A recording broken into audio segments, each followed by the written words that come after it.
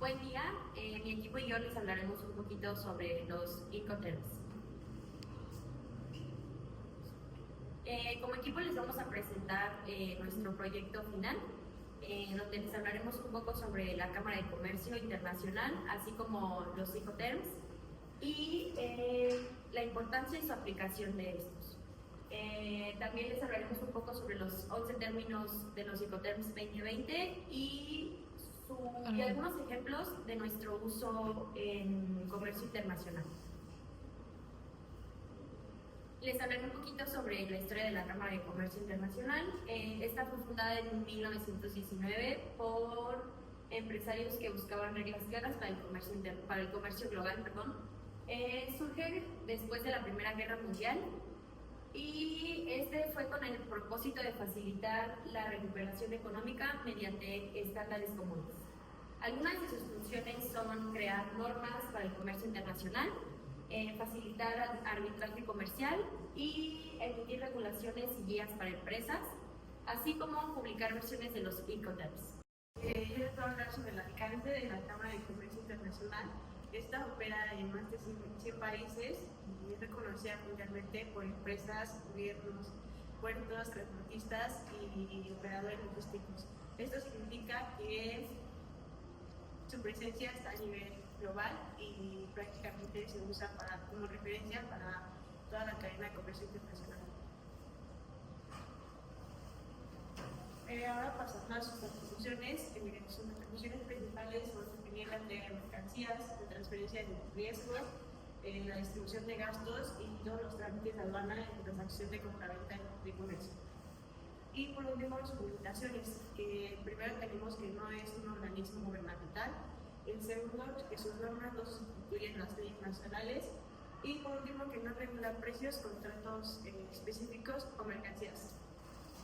Que son las Incoterms y son básicamente reglas internacionales que están reguladas por la ICC. Su finalidad, la principal, es un marco muy claro y conciso de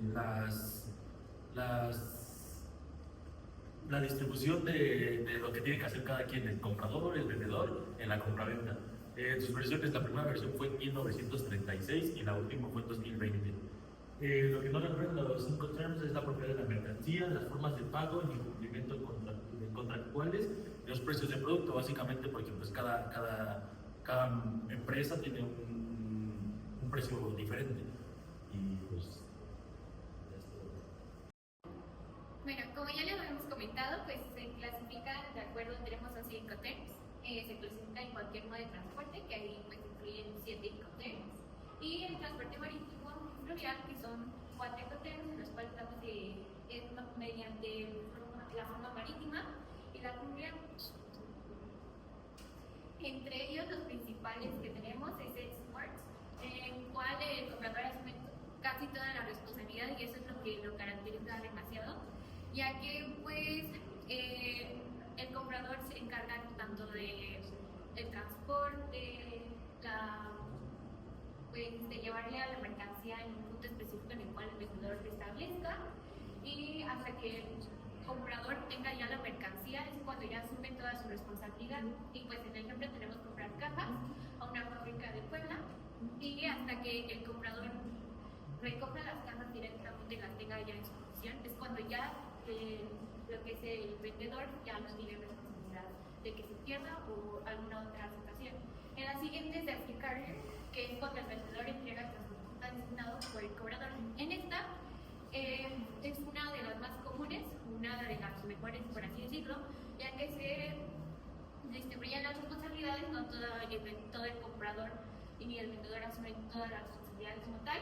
El vendedor pues le dicen a cuál transporte tiene que llevar la mercancía y así se deslinda de la responsabilidad, es una responsabilidad compartida. El ejemplo es que se entrega en una bodega de Querétaro y ya en el momento de que ya se entregó, ya establecemos que el comprador ya tiene la responsabilidad como tal de su propia mercancía. El siguiente fue Alongside Ship. En este el vendedor deja la mercancía al costado del barco. Esto es muy importante ya que cuando se establece que ya cuando el momento de que se dejó la mercancía al del barco, ya en ese momento el comprador es cuando asume la responsabilidad en el preciso momento que la deja, y esto solamente se aplica en el transporte marítimo, ya que pues en esta se necesita un equipo especial para poder cargar la mercancía o subirla a un barco o transportarla. Y tenemos ya free on board, que es cuando la mercancía se entrega sobre el buque. Esta también es el transporte marítimo, es muy especial, era para mercancías a granel.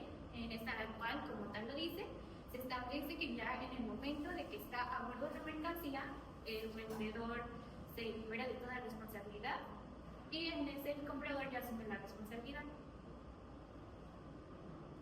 Ahora también tenemos Coast and Freight, que el vendedor paga el transporte hasta el puerto de destino, pero el riesgo se transfiere al comprador en cuanto se carga al embarque.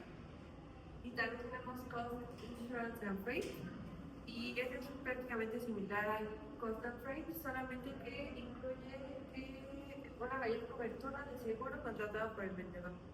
También tenemos Carriage Pay To, que el vendedor paga el flete principal hasta el puerto de destino, pero en cuanto la mercancía se entrega al primer transportista, se transfieren los riesgos al comprador. Y por último, Carriage and Insurance Pay To, que es prácticamente lo mismo que el CPT, solamente que incluye una póliza de seguro un poco más grande y mayor cobertura. Entonces prácticamente estas dos añaden un poco más de seguridad para el comprador, y las otras son como más básicas porque asumes el riesgo desde más temprano. Hola, buenas. Tenemos también Deliver a Place. Aquí el vendedor se encarga del punto de entrega al destino y el vendedor asume casi todo el vehículo. Como se puede concluir, tenemos Delivery at Place on Land. Aquí el vendedor entrega el producto ya cargado. Es la única en el único y contrario donde el vendedor entrega su producto. Y después tenemos el DDP, Delivery Duty Paid. Aquí el vendedor asume la responsabilidad de pagar todos los impuestos durante el tiempo de entrega del producto. El siguiente punto. Como podemos cumplir, las Incoterms son esenciales para evitar conflictos internacionales a través de sus transacciones, con la comunicación clara y concisa a través del mundo global del comercio internacional.